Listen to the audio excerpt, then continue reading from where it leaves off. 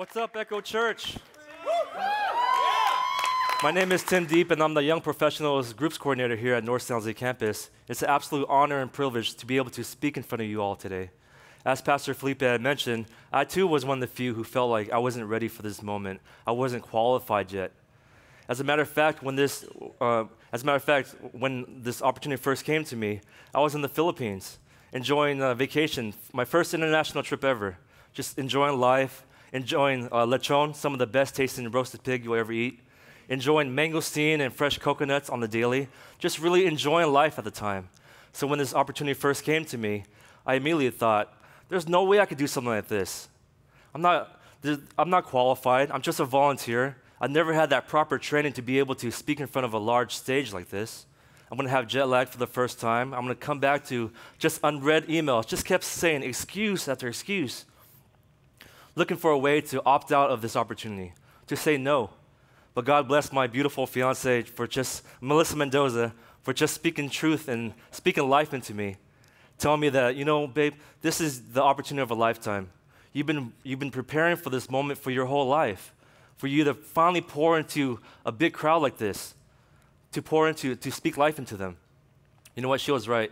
This was finally that moment for me to be a role model to a couple of the young professionals here. Now, how can we multiply our lives into others? We do this by the second point, which is the model of the way as you invest in others. In 1 Corinthians chapter 11, verse 1, it states, "And you should imitate me, just as I imitate Christ." You see, I didn't want to just talk the talk. I didn't want to be known for someone who instructs people to do things up on stage, but never doing it myself. I wanted to walk the talk. You see, Christ doesn't ask for our ability. He's only looking for our availability. Just say yes, and God will take care of the rest. Now, there are some common misconceptions. You may feel like you're inadequate and broken, that God can't use us, that we don't have enough experiences in life to pour into other people. Now, let me tell you, that couldn't be any further from the truth. You might think that you're a level 2 in maturity, but there's going to be somebody in your life coming your way for you to pour out to them. Maybe someone that's level 1. You may be a level 5 in maturity. You're able to help out others that are level 3s or 4s. Now, there are some general life stages that you may be in right now. You may be in grade school or college, or you're a young adult working on your careers, or you're working on your family, getting married, having kids. No matter where you are in life, you're able to, there's going to be people ahead of you in life who's going to pour into you, and people behind you in life where you're able to pour out into them. For someone that's new to their careers, they're able to help somebody that's in college, helping them to guide them. Once they graduate college, they're going to learn how to write up their resumes, learn how to prepare for a job interview. They need to learn how to shake someone's hand, a nice firm handshake when they go to a networking event. Now, for someone that's in college, they're able to help somebody that's in high school as well, helping them to prepare for SATs, to get good scores, to be able to apply for financial aid or scholarships or grants to help them to save money when they go to school, or even to get accepted for these colleges. Now, the pursuit of God is more important than perfection. Don't wait around for perfection to start.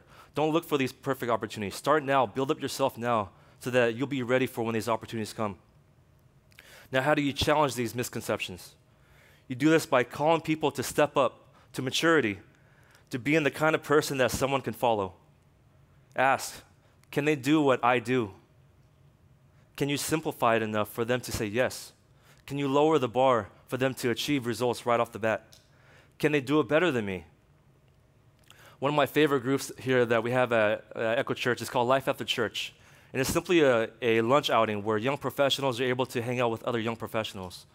And this is a very important group to me because people from all over the world, they're moving from wherever they are, on the East Coast or overseas. They're coming to the Bay Area, moving to the Silicon Valley to work for these tech startups like Google and Facebook and Amazon. Just the list goes on. And they're moving here every day.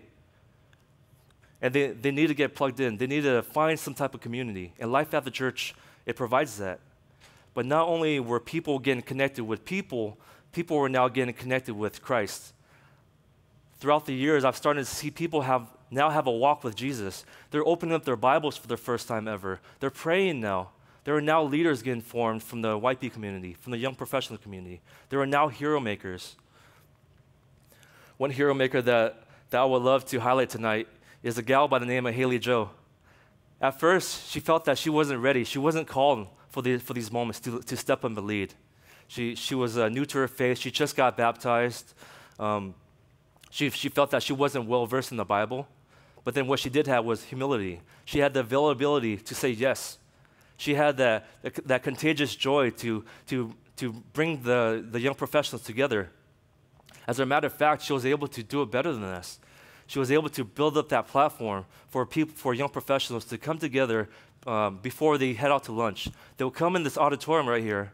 They would stack away some of the chairs. They would bring up the curtains. They would prepare the way for evening services. And she would do this on a weekly basis because of her vision for YPs to be the biggest contributors out there, not just consume. And then with the mentality of being a hero maker, she was able to raise up a leader by the name of Mika. Mika's right here. And Mika couldn't be so proud of her. She's now the leader of Life at the Church. She's now created a team of leaders. She's created events, Friendsgiving events just recently, just bring people together when they're not able to go back home. So they're able to spend time together and not have that sense of being lonely during this time of the holiday season. And I can't wait to see what Mika has in store for us for the spring semester. Right now, she's building up an apprentice by the name of Edward Tran, who's been coming to our church for a couple years now, who's been volunteering along the way, maybe here every now and then. But now, for the first time ever, he's now a co-leader. He's now stepped into a position of leadership. So now we're looking at about 4 generations of leaders now. And I don't see that stopping anytime soon. So wherever you are right now, in your current stage of life, just know that you're not going to be there forever. You must continue to grow, to graduate to the next stage. You're not going to stay in high school forever or college forever. You're going to graduate to the next stage. So you must always look for people who are 2 steps ahead of you in life, people that are going to be role models in your life. That person, for me, was Lloyd Jacobs, who I met a couple years ago during the golf event. And then eventually we started to serve with one another. I started to see how he was really being a model for me to live life. I saw that how he was such a great father to his 2 kids, Addie and Faith, a great husband to Blessy. He's a successful business owner, entrepreneur. You know, he was just so busy with life. But yet somehow he managed to just make time for his family. He would have these date nights with his wife. And where he is now, is exactly where I want to be in the next 5 to 10 years. So he was modeling the way for me to live a godly life. Which leads me to the 3rd way that Jesus multiplied his life into others, and that is to give instructions and guidance. In Mark chapter 4, verse 30, Jesus, he often spoke to these big crowds, usually in parables. And for this particular story, he talks about the kingdom of God is like a mustard seed, and that the mustard seed is one of the smallest seeds there on planet Earth.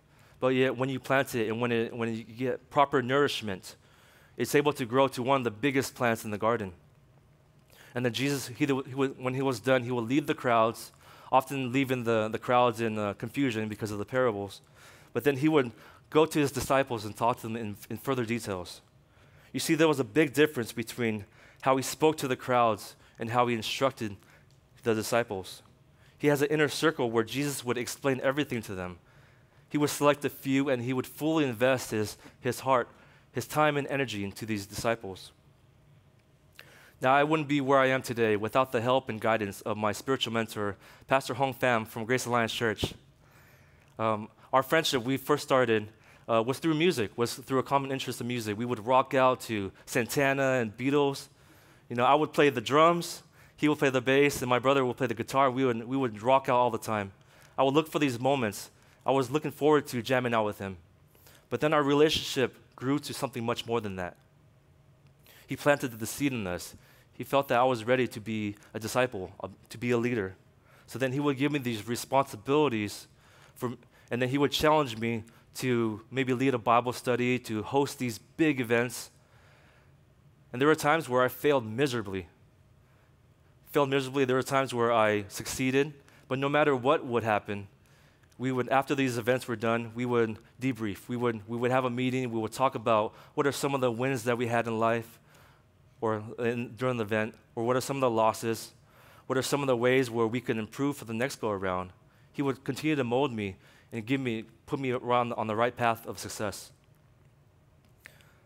But he celebrated the wins, but he was never too shy to give me that tough love, to really guide me. And there were times where I was very stubborn. I didn't want to listen. Sometimes it was just too hard for me to listen. But I knew that whatever he was going to speak into my life, I knew that it was good for me. And the reason why I listened was because of the respect and the relationship that I had with him. So who is that trusted person in your life? I hope this message resonated in your hearts, to be able to collect the multiple stories of what people in your life are doing. Although I was very nervous to speak to you all today on this big stage, in front of the bright lights and with the cameras rolling, I'm confident that this is merely just a stepping stone for what God has in store for me. What can you do this week to start your path on becoming a hero maker today? Thank you so much for this opportunity to speak to you all today. God bless.